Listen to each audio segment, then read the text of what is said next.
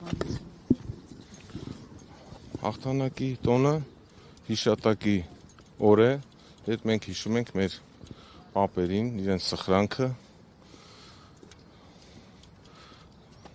բոլորով միշտ դուրք ենք տալիս այդ սխրանքին, մայիսի 9-ին, նշելով այդ հիշատակը, որը որ երբեք չենք մոռանա։ Պարոն Սաֆարյան, դուք հաշտեք, որ այլևս եռատոն չէ այսօր։ Ես նշեցի այսօրվա խորհուրդը, ավելացնելու բան չունեմ։ Մենք այս տոնը Հայաստանը Ռուսաստանի հետ միասնաբար նշել է երկար տարիներ, այս պահի դրությամբ այս տոնի զուգահեռ դուք նկատում եք հայ-ռուսական հարաբերության լարվածության պատճառով որևէ ճգնաժամ Հայաստան-Ռուսաստան հարաբերության։ Հայ-ռուսական հարաբերությունները ունեն երկար պատմություն, ներկայիս դրությամբ որոշ խնդիրներ կան, որոշ հարցեր կան, որոնք մենք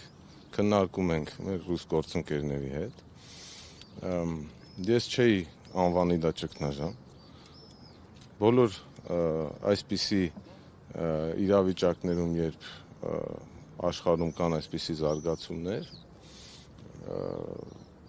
նորմալ է, երբ որ առաջանում են հարցեր միմյանց նկատմամբ, եւ մենք փորձում ենք երկխոսության միջոցով հասցեագրել այդ բոլոր հարցերը։ Ռուսական լրատվամիջոցները գրում էին կոշտ զրույց է եղել Ռուսաստանում Հայաստանի դեսպանի հետ, արտգործնախարարությունը նախորդին չէր մեկնաբանել, եթե կարելի է, թե դուք կարող եք մեկնաբանել այս պայմանությամբ դեսպանի արտգործնախարարություն կանչվելու փաստը։ Այդ իրենց մեկնաբանությունն է, դեսպանը կանչվել է, փոխանցել են հայտագիր, եթե կարիք լինի, մենք դրան կպատասխանենք։ Բովանդակությունը ինչ է հայտարարել։ Կապված էր այստեղ կայացած գագաթաժողովի հետ։ Թե կներեք Զելենսկու ելույթի վատ տարածում նկատվի հայ-ռուսական հարաբերություններ Զելենսկու այցից եւ այլ հայտարարություններից հետո կրկնեք ձեր հարցը։ Այս ֆոնին երբ դեսպանն է կանչվում Զելենսկու հայտարարությունների վերաբերյալ մտահոգություն չունի հայկական կողմը, որ հնարավոր է սրացումներ նկատվեն հայ-ռուսական հարաբերություններին։ Այս պայմանությամբ մենք նորմալ կոնտակտի մեջ ենք մեր ռուս գործընկերների հետ եւ այդպիսի գնահատական ես չէի տալու։ Պարոն Սաֆարյան, կներեք, նշեցիք հայտագրում Եվրոպական քաղաքական համայնքի գագաթնաժողովի վերաբերյալ կա իրենց դժգոհություն ցուցարումների հետ կապված, թե ուղիղ Զելենսկու ելույթ։ Եթե կարիք կա, մենք այդ հայտագրի բովանդակությունը կփոխանցենք, այս պայմանությամբ ես չեմ ուզում մեկնաբանել։ Եթե կարիք լինի, նոր դեպքում կհրապարակվի։